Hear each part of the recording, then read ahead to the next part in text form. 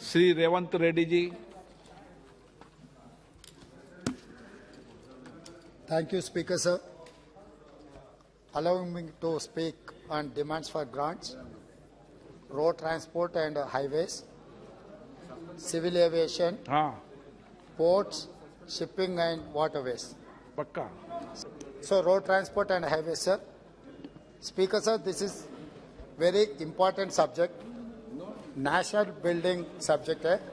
इसमें मुझे बोलने के लिए हमारा पार्टी मौका दिया हुआ है। श्रीमती सोना जी को मैं धन्यवाद करना चाहता हूं। ये जो इंडियन सड़क पे 2% है सर नेशनल हाईवेज के। स्पीकर सर, ये road transport and highways subject very important subject for the nation building में इनका रोल बहुत इंपॉर्टेंट है। इसमें जो हिंदुस्तान में रोड्स है उसमें 2% नेशनल हाईवे सब्जेक्ट है सर। इसमें जो इन्वेस्टमेंट्स का प्रॉब्लम है सर, इसमें जो इन्वेस्टमेंट का जरूरी है वो इन्वेस्टमेंट के कोई प्राइवेट प्लेयर्स इसमें इन्वेस्ट करने के लिए कोई आ रहा ही नहीं। इसमें जो भारत सरकार ने इसमें इन्वेस्टमेंट्स लगाने में बहुत फेल हो गया था। आज के तारीख में इसका डेप्थ से 3.3 लाख करोड़, तो 2% हिंदुस्तान में जो रोड्स के नेशनल हाईवेज के परसेंटेज है, इसमें इनका ड्यूज है 3.3 लाख करोड़। मतलब भारत सरकार ने इसमें इन्वेस्टमेंट करने के लिए कोशिश नहीं कर रहा है। जिस दिन 2014 and 15 please let the house be order. जब भारत सरकार mister sir please.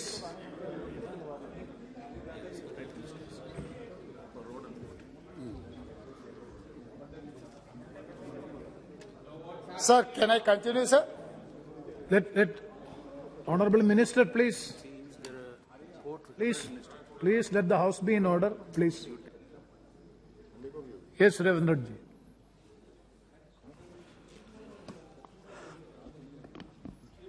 Sir, national highways is one of the important subject. The very important role है।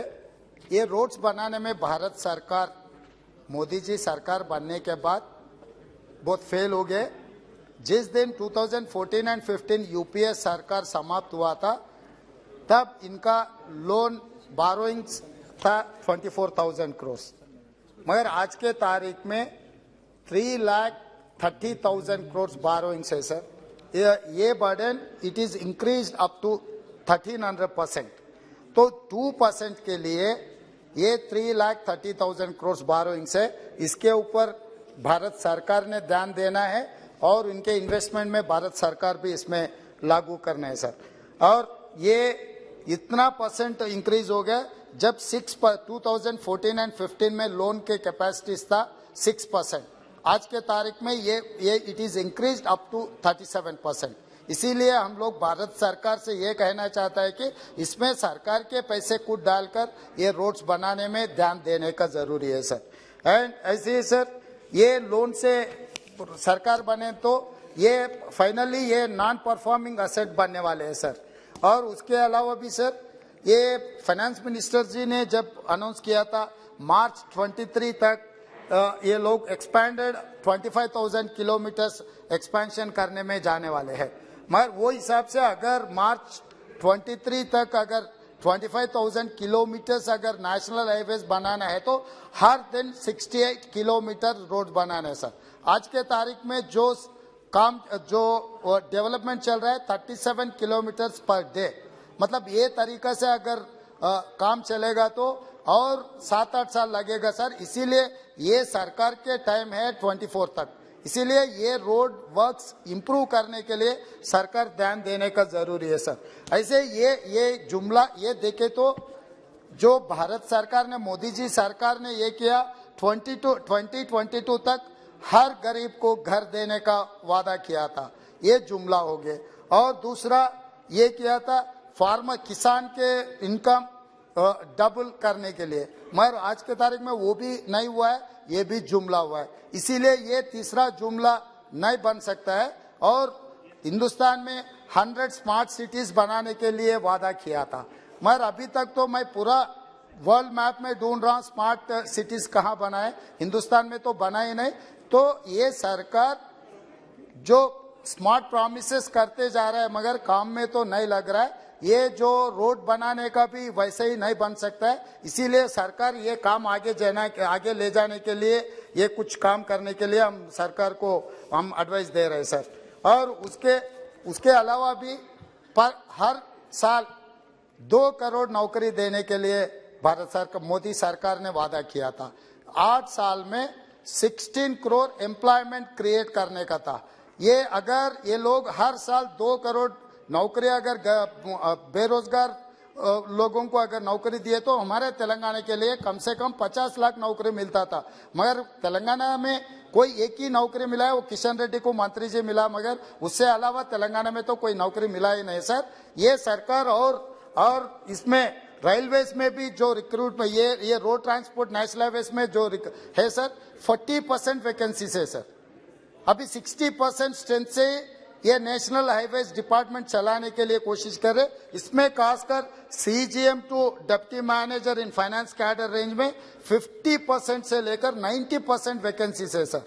लैक्स ऑफ क्रोर्स इसमें जो इन्वेस्टमेंट लगा रहा है, ये इन्वेस्टमेंट चलाने के लिए जूनियर अकाउंट्स ऑफिसर ये चला रहे सर। इसीलिए हम लोग सरकार को ये याद दिलाना चाहते हैं कि ये CGM to deputy manager post immediate ये रिक्रूटमेंट होना ही था सर, क्योंकि इसमें इधर ह्यूज इन्वेस्टमेंट्स आते। जूनियर अकाउंट्स ऑफिसर ये सिस्टम को नहीं चला सकता है, इसीलिए सरकार इस पर भी अटेंशन देने का जरूरी है सर। और सर भारतमाला प्रोजेक्ट में मोदी जी ने ये कहा 34,800 किलोमीटर निर्माण 2022 के अंदर करने के लिए, मगर अभी तक 7,375 किलोमीटर ओनली भारतमाला में काम पूरे हो चुके हैं सर। ये तरीका से अगर काम करते गए तो और 27 तक भी ये पूरा नहीं होगा। मगर ये सरकार चुना, ये मोदी जी को जो सरकार चुनने के लिए लोग मौका दिए 24 तक, इसीलिए 21% भारतमाला में काम हुआ है। नियर अबाउट 80% काम पेंडिंग पड़ा हुआ है। इसको आगे कैसे लेके जाना, ये स्पीड अप कैसे करना है, सरकार सोचने का भी जरूरी है सर। और उसके अलावा ये है सर, ये नेशनल एसेट्स बेचने में सरकार तो बहुत तेजी से चल रहा है सर। अभी तक बुलेट ट्रेन के बारे में और बाकी के चीजों के बारे में हमारे मंत्री महोदय कह रहा था, मगर किसमें भी इतना तेजी से सरकार नहीं चल रहा है सर। नेशनल एसेट्स सेलिंग में ये सरकार बहुत तेजी से चल रहा है। एयरपोर्ट्स बेच दिए, फ्लाइट्स बेच दिए, सब सारे बेच दिए, हर चीज में प्राइवेट इन्वेस्टमेंट्स आ रहा है, मगर नेशनल हाईवेज बनाने में प्राइवेट इन्वेस्टमेंट्स नहीं ला रहा है सर। मैं ये सरकार से ये पूछना चाह रहा हूँ, आपके दोस्तों के, आपके मित्र ने जो पोर्ट्स खरीद रहा है, एयरपोर्ट्स खरीद रहा है, हवाई जहाज खरीद रहा है, आपके मित्रों को क्यों फोन नहीं लगाते नेशनल हाईवेज में इन्वेस्टमेंट करने के लिए? वो प्राइवेट प्लेयर्स को इसमें लागू कर सकता है, मगर भारत सरकार तो वो कोशिश नहीं कर रहा है, क्योंकि इसमें इन्वेस्टमेंट लगा के हाईवेज बनाना पड़ता। अभी जो बेच रहा है, एयरपोर्ट सरकार ने बनाया, हवाई जहाज सरकार ने खरीदा, एयरपोर्ट्स भी सरकार ने खरीदा, जो बनाने के बाद बेचने में सरकार तेजी से चल रहा है सर। इसमें भी ध्यान देने का है सर। ऐसे ये जो 2014 एंड 15 यूपीए सरकार समाप्त हुआ था, प्राइवेट इन्वेस्टमेंट्स इसमें 37% था सर, मगर 2021 में ये इन्वेस्टमेंट डिक्लाइन टू 7%। मतलब जब यूपीए सरकार मनमोहन जी प्रधानमंत्री था, प्राइवेट इन्वेस्टमेंट सर 37%। जब मोदी जी प्राइम मिनिस्टर बना 7 साल के बाद पीछे पलट के देखे तो ये इन्वेस्टमेंट 7% को कम हो गए सर। इसमें भी सरकार ध्यान देने का जरूरी है सर। और ये सर, मैं मेरा एक्सपीरियंस है, मैं कुछ कहना चाहता हूं सर। हर परिवार में 2 तरीके के बेटे रहते हैं सर। एक परिवार के जो संपत्ति उनको हाथ में आएगा उसको आगे बढ़ाने में और उनका रोशन करने में और उसका जो कमाई आगे लेके जाने के लिए कोशिश करते हैं। दूसरे तरीके के है सर, दोस्तों के मतलब अच्छे गाड़ी, अच्छे दोस्तों और खासकर संपत्ति बेचते जाता जाएगा। तो अभी ये दो बेटों का, पहले का मनमोहन जी है, दूसरे जी मोदी जी है, उनके दोस्तों अच्छा के लिए, अच्छा गाड़ी के लिए, अच्छा ड्रेस के लिए ये सब सारे ये बेचने में लग गए सर।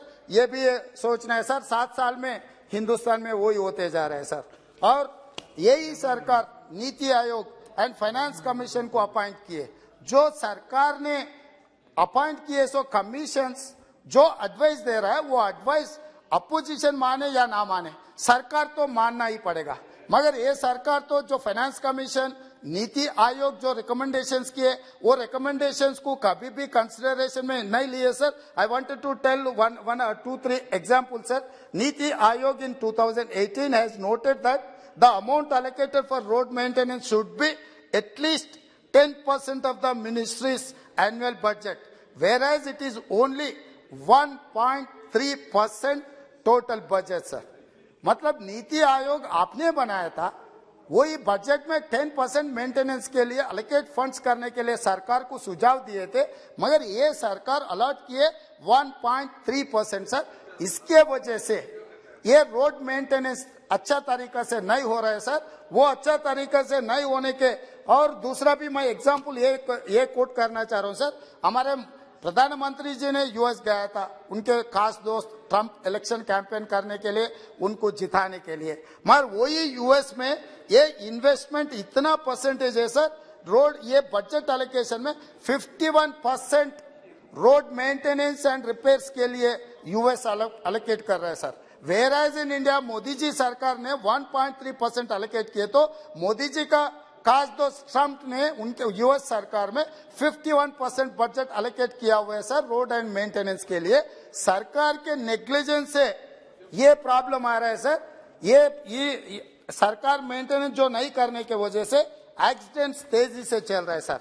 इसमें मैं ये करना चाह रहा हूं सर, ये 2021 में ये सरकार रोड मेंटेनेंस के लिए 81 करोड़ स्पेंड किए sir. Near about 39,44,909 crore state budget है। इसमें रोड मेंटेनेंस के लिए 2021 में 81 करोड़ यूटिलाइज फंड्स किए सर। मतलब completely union government is neglected the road maintenance sir. इसके नतीजे मैं एक वर्ल्ड बैंक का रिपोर्ट अभी कोट करना चाह रहा हूं sir. According to World Bank, as per recent report of the World Bank, Indian rank is first number of road accident deaths. पूरा दुनिया में रोड एक्सीडेंट्स के डेथ्स हो रहा है, इंडिया इज नंबर 1। तो कम से कम ये वर्ल्ड बैंक रिपोर्ट पढ़े तो भी सरकार को पता लगेगा। एंड मोर ओवर पूरा दुनिया में 1% vehicles are in India sir. जितने सारे दुनिया में व्हीकल्स है, इंडिया में 1% है, मगर एक्सीडेंट्स इन इंडिया 11%। व्हीकल्स बहुत कम है, एक्सीडेंट्स 11% हो रहा है सर। इसका मतलब अपना रोड मेंटेनेंस सही तरीका से नहीं हो रहा है, उसके लिए बजट एलोकेट नहीं हो रहा है। सरकार ये एक्सीडेंट्स को देखते हुए एक्सीडेंट कैजुअल डेथ्स को आप सरकार ऐसा नहीं ले सकता है, क्योंकि एक परिवार में एक कोई एक्सीडेंट में अगर डेथ हो गया ना, वो परिवार का पूरा सर्वनाश हो जाएगा सर। जो परिवार को चलाने वाले, परिवार को भरोसा देने वाले अगर एक्सीडेंट में डेथ हो गए तो इट्स ए क्राइम सर। सरकार government deliberately government is doing this crime, committing this crime sir. ये क्राइम का रोकने के लिए भी सोचना है सर। और दूसरे है सर, ये each person dying within 4 minutes, हर 4 मिनट को एक आदमी हिंदुस्तान में एक्सीडेंट्स में मर रहे हैं सर। इसका वजह भी भारत सरकार है सर। ये बजट जो इसका मेंटेनेंस के लिए कोई बजट एलोकेट नहीं कर रहे, उनके वजह से ये सब कुछ सब सारे हो रहे हैं सर। इसीलिए हम लोग ये सरकार से ये पूछना चाहता है, आप ये रोड नेशनल हाईवेज बनाने में आपका इन्वेस्टमेंट का कोई प्रपोजल होना है, क्योंकि आप पूरा बारोइंग में के ऊपर डिपेंड हो रहा है। बैंक से जो लोन उठा रहा है वो नॉन परफॉर्म एसेट बनने वाले हैं। इसीलिए सरकार clearly budget allocation, budget assurance, एक चीज सरकार यहां पर बोल रहे हैं सर। दूसरा टाइमलाइन, टाइम फ्रेम, भारतमाला के जो रोड से 34,800 किलोमीटर बनाने के लिए वादा किया था नरेंद्र मोदी जी, आज के तारीख में 7,375 किलोमीटर ओनली बना है sir. It is only 21%, remaining 84% pending पड़ा हुआ है। इनका टारगेट 2027 बोल रहे हैं सर भारत सरकार। मैं ये पूछना चाहता हूं, आप लोगों को मैंडेट मिला है 2024 तक, मगर आप लोग सपना दिखा रहे 2027 का, बाकी का 3 साल तो आपको मौका ही मिला ही नहीं। तो इसीलिए सरकार जुमला वादा करते करते लोगों को रॉन्ग डायरेक्शन में लेके जा रहा है। इसीलिए इसका भी एक deadline and time frame work होना है सर। और तीसरा, ये रोड्स मेंटेनेंस के लिए budget allocation should be increased just because of government negligence. All these accidents are happening. Government has to take care of these accidents things, sir. Budget का भी allocation होना है sir. Now please try to conclude. Sir मेरा demand इतना ही है sir, ये सरकार बोलने का अलग है, करने का अलग है। Okay. ये कहावत है सर, हाथी का दांत खाने का अलग है, दिखाने का अलग है। मोदी जी ने ये कह रहा है कि हम चाय बेचे। सर आप चाय बेचे, प्रधानमंत्री बने, अच्छा है, मगर पूरा हिंदुस्तान को चाय बेचने में मत लगो सर।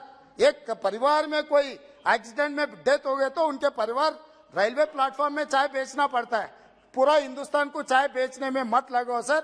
आप ये पूरा ध्यान देकर ये पूरा सुधारने का जरूरी है sir. National highways must be increased. वो हमारे प्रदेश में सर, फाइनली सर, हमारे प्रदेश में Hyderabad, Vijayawada. Hyderabad is the Telangana capital. Vijayawada, Amravati is the Andhra Pradesh capital. We have 4-lane road, sir. उसका 6-lane road का sanction हुआ है sir. वो private player वो road ही नहीं बना रहा है। Time and again our people and our representatives are representing to the concerned minister, but they least bothered about that Hyderabad-Vijayawada highway. And moreover, Hyderabad and Bangalore, we have only 4-lane national highway, sir. That is also proposal pending with the union government, that has to be increased up to 8 lanes, sir. And moreover, Hyderabad-Bijapur, sir. Now, please. That is also pending, You sir. already exhausted Hyderabad the to time. Manneguda जो road है उसको भी आगे लेके जाना है sir. And Mahbubnagar Chincholi state highway converted into national highway, but last 4 years they have never turned up for that national highway, sir. So government immediately Mehboob Nagar Chincholi national highway road भी immediate बनाना है sir. ये सब सारे चीजों के लिए मैं reply मांग रहा हूं सर सरकार से। थैंक यू सर, धन्यवाद। Thank you, Shri Revanth Reddy ji.